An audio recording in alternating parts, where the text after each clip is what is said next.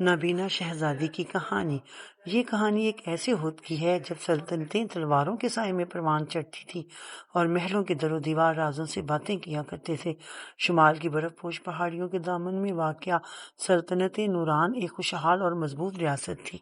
اس سلطنت کے بادشاہ شاہ نور الدین عدل و انصاف میں مشہور تھے۔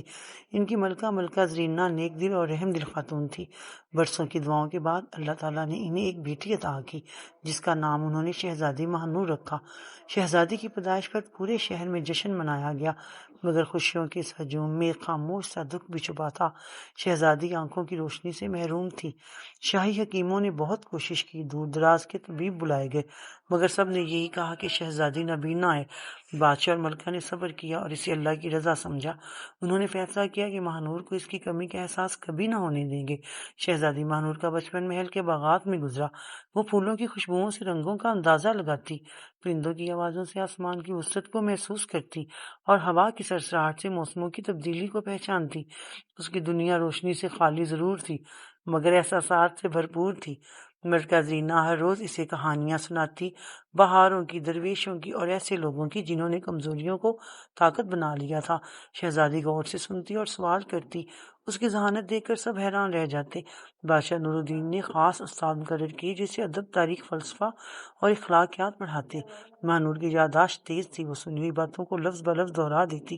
محل کے خادم اسے عزت دیتے کیونکہ وہ ان سے نرم لہجے میں بات کرتی اور ان کے دکھ سکھ سنتی۔ سلطنت نوران کی خوشحالی دشمنوں کی آنکھوں میں کھٹکتی تھی۔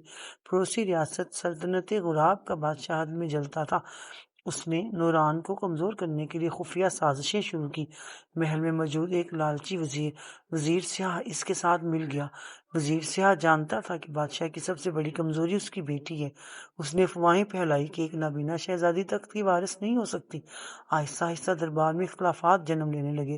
شہزادی ماہنور کو ان سازشوں کا علم نہ تھا، مگر وہ فضا میں بدلاؤ محسوس کرتی تھی۔ آوازوں میں کھنچاؤ، قدموں میں جلدی اور باتوں میں چھپی سختی سے سب کچھ سنا دیتی تھی۔ ایک دن محل کے دروازے پر ایک فقیر آیا۔ اس کی آواز میں عجیب سی گونج تھی۔ اس نے اعلان کیا وہ شہزادی سے ملنا چاہتا ہے۔ بادشاہ نے اجازت دی۔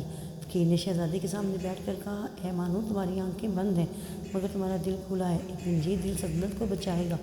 وہ روشنی آنکھوں میں نہیں، نیت میں ہوتی ہے۔ فقیر نے جاتے ہوئے ایک چھوٹی سی شیشی دی اور کہا، یہ دوا نہیں، امتحان ہے۔ جب وقت آئے گا تب اس کا راز کھلے گا۔ کچھ عرصے بعد سلطنت غراب نے نوران پر حملہ کر دیا۔ جنگ چھڑ گئی۔ بادشاہ نور الدین خود محاذ پر گئے۔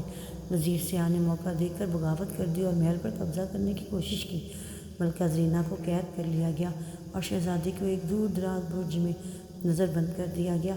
اندھیرے میں بھی شہزادی نے ہمت نہ ہاری۔ اس نے اپنے دل کی آنکھیں کھولی اور اللہ سے دعا کی۔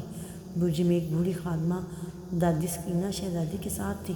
اس نے شہزادی کو محل کے خفیہ راستوں کے بارے میں بتایا۔ ماہنور نے آوازوں اور لمس کی مدد سے راستوں کا نقشہ ذہن میں بٹھایا۔ اسی رات اس نے فقیر کی دی ہوئی شیشی کھولی۔ اس میں کوئی دوا نہیں بلکہ ایک پرچی تھی جس پر لکھا تھا، اپنی کمی کو ہتھیار بناؤ۔ شہزادی نے منصوبہ بنایا۔ اس نے اپنی نابینائی کو کمزوری نہیں طاقت بنایا۔ اس نے اندھیرے میں چلنے کی مشق کی، خاموشی سے سننا سیکھا اور قدموں کی چاپ سے دشمن کی تعداد کا اندازہ لگایا۔ جب وزیر سے اپنے آدمیوں کے ساتھ برج میں آیا، شہزادی تیار تھی۔ اس نے خفیہ راستے سے نکل کر قیدیوں کو آزاد کیا، خادموں اور وفادار سپاہیوں کو بغاوت کو کچل دیا۔ اسی دوران جنگ کے محاذ سے خبر آئی کہ بادشاہ نور الدین دشمن کو پسپا کر چکے ہیں اور واپس آ رہے ہیں۔ وزیر سیاہ گرفتار ہوا اور اپنے انجام کو پہنچا۔